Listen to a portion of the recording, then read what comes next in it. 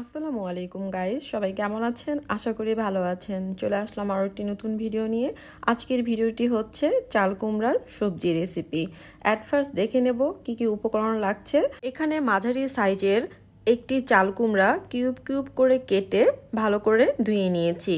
যেহেতু সবজিটা চাল কুমড়ার, সেহেতু চাল কুমড়ার পরিমাণটা একটু বেশি। সাথে নিয়েছি চিচিঙ্গা। আপনারা চিচিঙ্গার পরিবর্তে অন্য কোনো সবজিও নিতে পারেন। এর সাথে নিয়েছি কাঁঠালের বিচি আর কচুরমুখী। ভাবলাম চাল কুমড়ার সাথে এগুলো অ্যাড করলে খেতে ভালো লাগবে। আর নিয়েছি ছোট শুটকি। এটা অ্যাকচুয়ালি অপশনাল, আপনারা চাইলে নিতেও পারেন, নাও নিতে পারেন।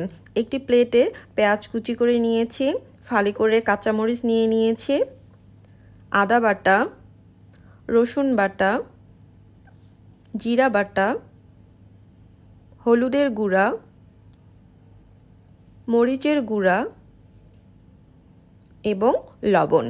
গাইস, আপনারা যারা এখনও আমার চ্যানেলটি সাবস্ক্রাইব করেননি, প্লিজ চ্যানেলটি সাবস্ক্রাইব করে দিবেন এবং ভিডিওটি ভালো লাগলে অবশ্যই ভিডিওটিতে একটি লাইক করে দিবেন। চুলায় একটি পাতিল বসিয়ে দিয়েছি এবং পাতিলের মধ্যে কেটে রাখা কাঁঠালের বিচিগুলো এবং কচুরমুখীগুলো দিয়ে দেব। আর এগুলো আমি হালকা সেদ্ধ করে নেব।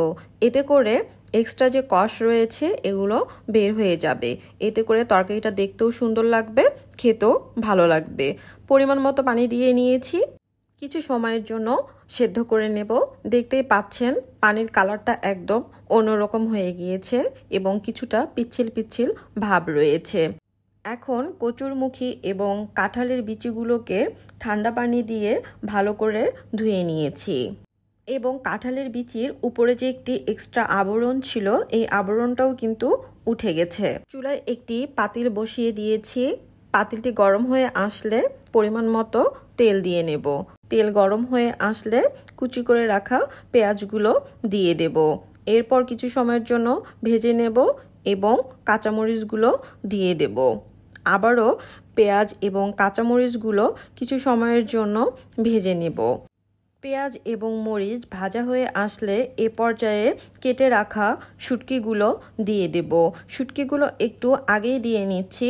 এতে করে শুটকিগুলো পেঁয়াজ এবং মরিচের সাথে খুব ভালোভাবে ভাজা হবে। এতে করে এক্সট্রা যে শুটকিতে গন্ধ থাকে, এই গন্ধটা কিন্তু আর থাকবে না। আবারও কিছু সময়ের জন্য ভেজে নেব।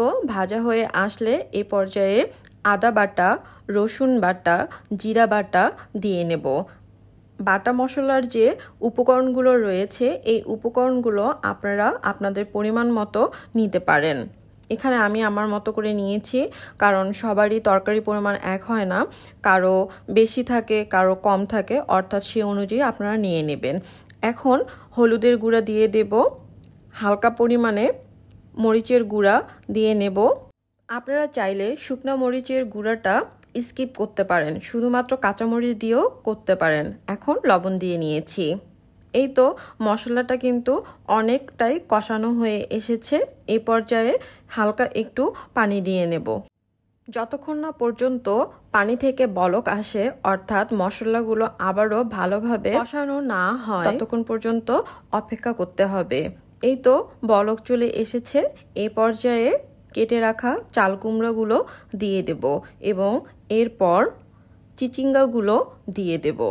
চাল কুমড়া এবং চিচিঙ্গাগুলো মশলার সাথে ভালো করে মিক্সড করে নিয়েছি এবং একটি ঢাকনার সাহায্যে ঢেকে দিব।